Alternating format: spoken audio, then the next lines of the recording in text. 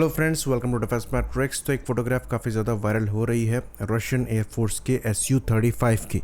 तो ये जो Su-35 है ये different air to air missiles से लैस है, जिसमें मैक्सिमम जो बियॉन्ड विजुअल रेंज मिसाइल्स हैं इसमें आपको R-77 दिखाई देगी। तो ये इनकी normal active BVR missile R-77 है, लेकिन इसमें से एक मिसाइल जो है इस पर काफ़ी लोगों की अटेंशन गई है। तो यहाँ पर अगर आप जूम करके देखेंगे, जो फ्यूसलाज में एक मिसाइल लगी हुई है ये दूसरी मिसाइल से थोड़ी डिफरेंट नज़र आती है। यहाँ पर जो डिफरेंस है ये कॉन्ट्रास्ट में इसकी टेल पे नज़र आएगा अगर आप दूसरी R-77 से कंपेयर करें, और इसकी फिन्स में नज़र आएगा जहाँ पर साइज़ आपको थोड़ा छोटा लगेगा। तो दो मिसाइल्स यहाँ पर लगी हुई हैं, एक टायर के पीछे छुपी हुई है, वहीं पर दूसरे की जो टेल फिन है वो नज़र आ रही है। तो ये डिज़ाइन जो है ये इनकी नई R-77M मिसाइल की है, और ये स्पेशल क्यों है इस पर हम डिस्कशन करने वाले हैं। तो रशियन R-77 मिसाइल्स को लेकर ये कहा जाता है कि ये मिसाइल्स जो हैं ये दुनिया की दूसरी जो एक्टिव BVR मिसाइल्स हैं उनके कंपैरिजन में परफॉर्मेंस में पीछे रह गई हैं। इसके पीछे बड़ा कारण ये है कि इस मिसाइल को डेवलप करने के जो प्रोजेक्ट की शुरुआत है वो तो बिल्कुल सही हुई थी, जहाँ पर जब AMRAAM के इनिशियल वर्जन्स बनाए जा रहे थे तब इन पर भी काम चालू हो गया था, लेकिन इनकी प्रोग्रेस नहीं हो पाई थी क्योंकि सोवियत यूनियन कोलैप्स हो गया था और उसके बाद फंड्स कम होने की वजह से इन पर और काम नहीं हो पाया। तो AMRAAM के डिफरेंट वर्जन्स आए जो कि लॉन्गर रेंज में टारगेट को हिट करने में सक्षम थे, बेटर सीकर के साथ थे, बेटर किल प्रोबेबिलिटी प्रोवाइड कराते थे, पर R-77 वहीं की वहीं रह गई। ऑल्दो इंडिया द्वारा भी इन मिसाइल्स को प्रिक्योर किया गया पर इनसे ज़्यादा बेनिफिट मिला नहीं। यहाँ पर आपको मैक्सिमम रेंज 80 किलोमीटर की मिलती है। बस एक अच्छी बात यहाँ पर ये थी कि ये एक्टिव मिसाइल है तो आपको हर समय इसको गाइडेंस नहीं प्रोवाइड करानी थी। तो जैसे कि वेस्ट में सेम कैटेगरी की BVR मिसाइल्स के साथ अपग्रेड हुए, वैसे रशिया कैचअप नहीं कर पाया। ऑल्दो यहाँ पर एक इंटरिम सॉल्यूशन निकाला गया जिसके अंतर्गत R-77-1 वर्जन को सामने लाया गया, जहाँ पर एरोडायनामिक परफॉर्मेंस को थोड़ा इंप्रूव करते हुए बेटर सीकर को यूज़ करते हुए परफॉर्मेंस को इंप्रूव किया गया, और जो 80 किलोमीटर की मैक्सिमम इफेक्टिव रेंज थी उसको बढ़ाकर 110 कर दिया गया, पर वो तब भी सफिशेंट नहीं थी।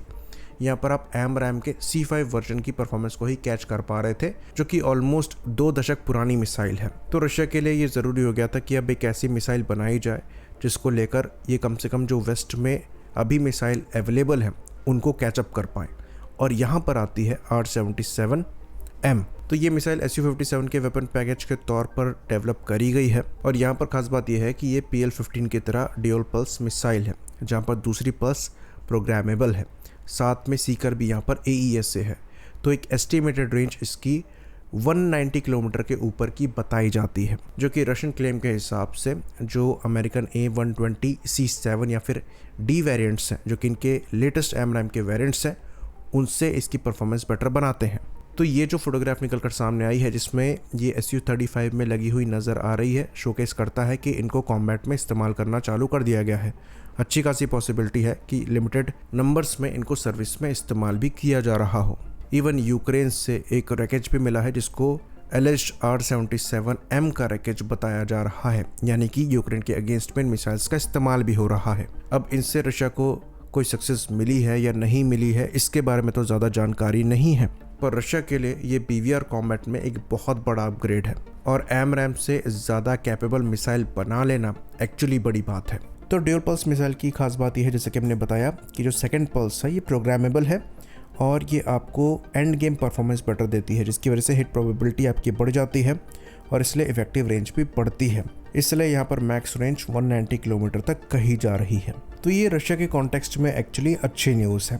अब इंडिया के कॉन्टेक्स्ट में इसको कैसे देखा जा सकता है, तो सेम कैटेगरी में हमारे द्वारा अस्त्र मार्क 2 को बनाया जा रहा है, जहाँ पर मैक्सिमम रेंज 160 किलोमीटर के आसपास की बताई जा रही है। तो यहाँ पर 30 किलोमीटर का अप्रॉक्सीमेटली आपको डिफरेंस मिलेगा मैक्स इफेक्टिव रेंज में। अगेन ये चीज़ हम आपको बता दें कि जो मैक्सिमम रेंज का फिगर है ये थोड़ा सा ट्रिकी होता है, स्पेशली BVR कॉम्बैट में। तो मैक्सिमम कितनी रेंज आप अचीव कर सकते हैं और कितनी प्रैक्टिकली यूज़ कर सकते हैं, ये दोनों डिफरेंट चीज़ें हैं। खैर ये तो समय बताएगा कि इसकी जो 190 किलोमीटर की मैक्स रेंज है उसका कितना यूटिलाइजेशन हो पाता है, पर ये बात तो तय है कि ये एक लॉन्ग रेंज की मिसाइल है और इसकी एंड गेम परफॉर्मेंस काफ़ी अच्छी होने वाली है।